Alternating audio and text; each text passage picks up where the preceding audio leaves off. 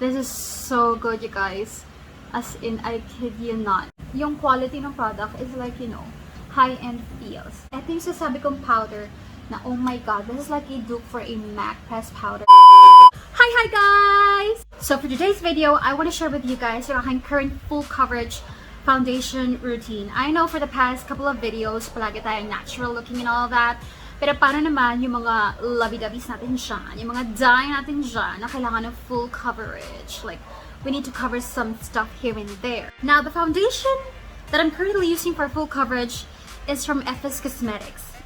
And then at the same time, yung favorite brushes kong gamitin for the past couple of weeks are from Hiii Cosmetics. So, but this is not going to be like 100% Hiii Cosmetics because hindi naman ako kompleto ng Hiii Cosmetics makeup.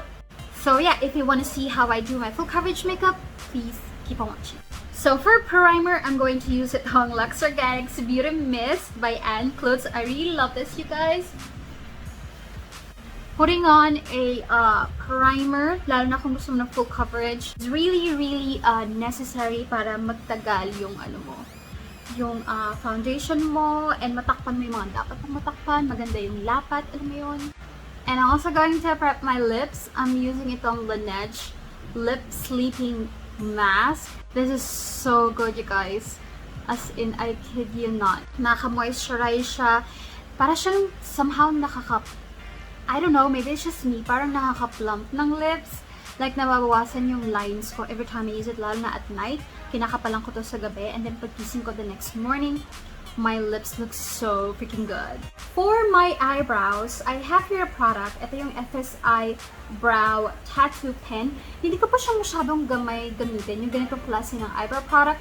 But you guys, I kid you not, this one is super hulas proof. Like, super matibay, super long lasting. So, kung kailangan mo ng panghulasan na eyebrow product, this is one of the best products na ma-recommend ko sa inyo.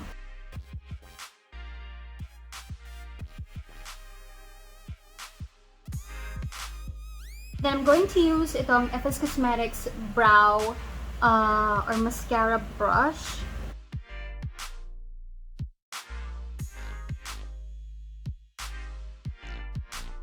So, the foundation I'm going to use is itong Hiii Cosmetics liquid foundation. It has SPF 30, my vitamin E, full coverage, powder finish, and lightweight feel. I got this sa Beauty M&L, and this is just 399 pesos, you guys. And I am in the shade buff. Ang ganda ng packaging mo. Diba? Shana Bells. And guys, it comes with a pump.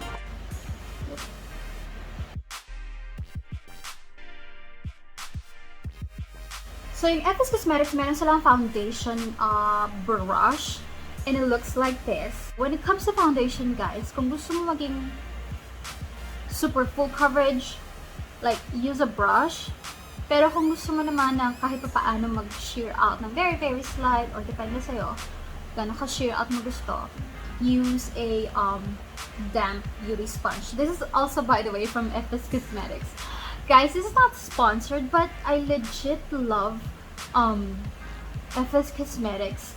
Parang sila yung local brand na yung quality ng product is like, you know, high-end feels. Meron silang powder, guys, na I swear to God, it's like my dupe for a MAC pressed powder.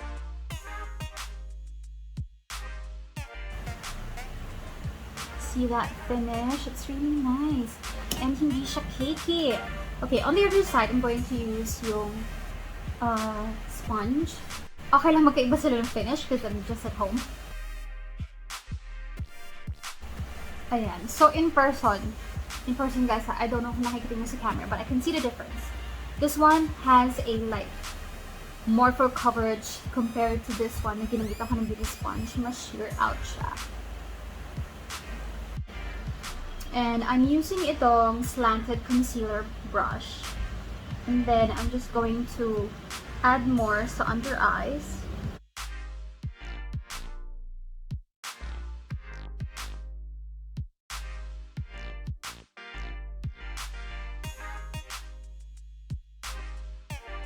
I'm going to use some Hiii Cosmetics Powder Foundation. If I want a full coverage finish, I don't use yung mga loose powder.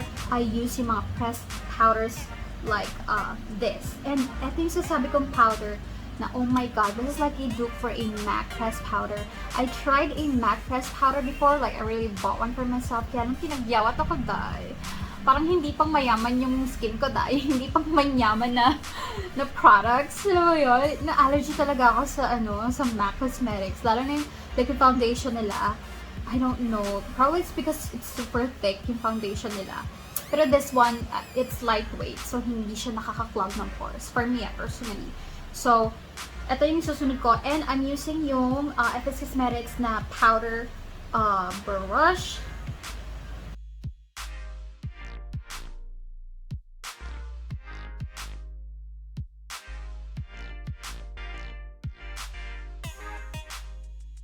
For my eyeshadow today, I'm going to use itong FS Cosmetics Filipiniana eyeshadow palette. This is in the shade Minamahal.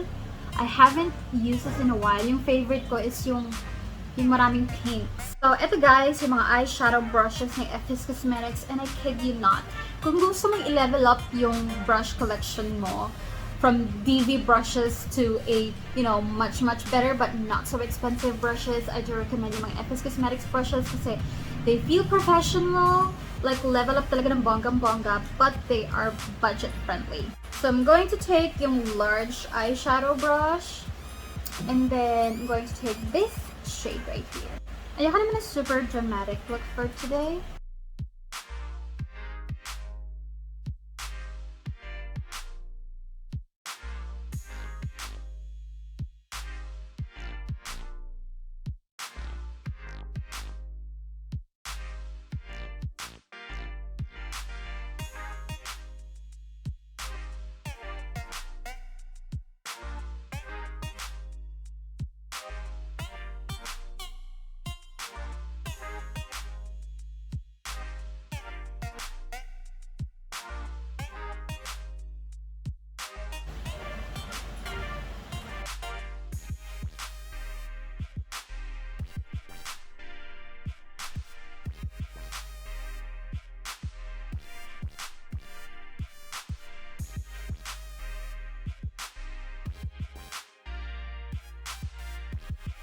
Using the smudgy eye brush.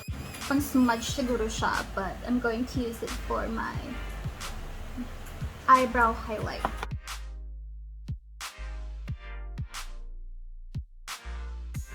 And then I have here a pointed crease brush. It's for the crease, ayan, for precise application. But I'm going to use it for my lower lash area.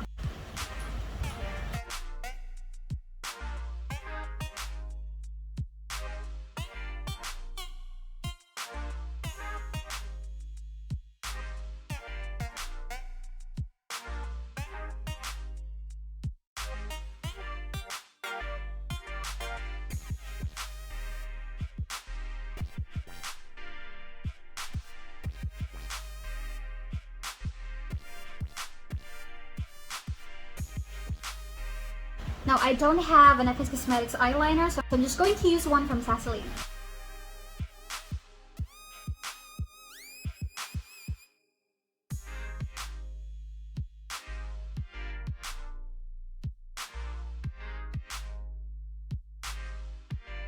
While waiting for my lashes to dry, mag-contour na ako. My god guys, ito ang contour brush ng FS Cosmetics. At first, I was like disappointed kasi parang I'm not used to using this tiny contour brush. Pero, na-realize ko yung use niya. Okay, I'm going to use itong FS Cosmetics Contour and Highlight Palette. This is not my favorite product from FS Cosmetics. Kailangan ko siyang kaskasin ng very, very slight to get like a real good amount of powder on the brush. So, ayan, nakakuha na ako. Slowly but surely tayo. Kaya siya ganito ka-tiny guys. Because, use this if you want like that. Like, if you want to cut the fat out of your face. So, gamitin mo muna ng paganyan. And like really concentrated contour. Tap out the excess powder. And then, saka mo like i-blend. Light strokes lang, guys. Follow the hollows of your cheeks. Meron akong extra powder here.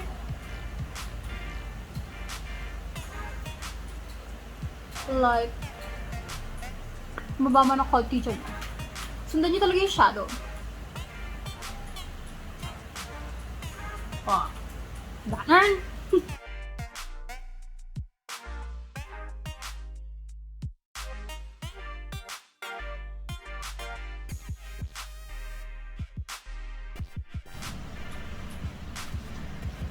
Mas payat yan. But for the nose, I'm just going to rely on my fingers.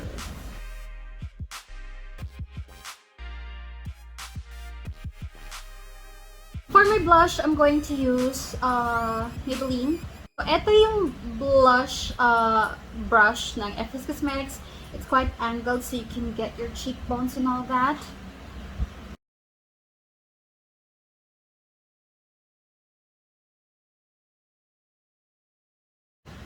So I'm going to take out the lip mask. So for my lips, I'm going to use yung Filipiniana liquid lipstick, guys. Mask proof, definitely one of the best Hula's proof na lip product. I have a full review, wear test, and swatch of this. I'm gonna link it down below. Oh, by the way, this is in the shade Malambing.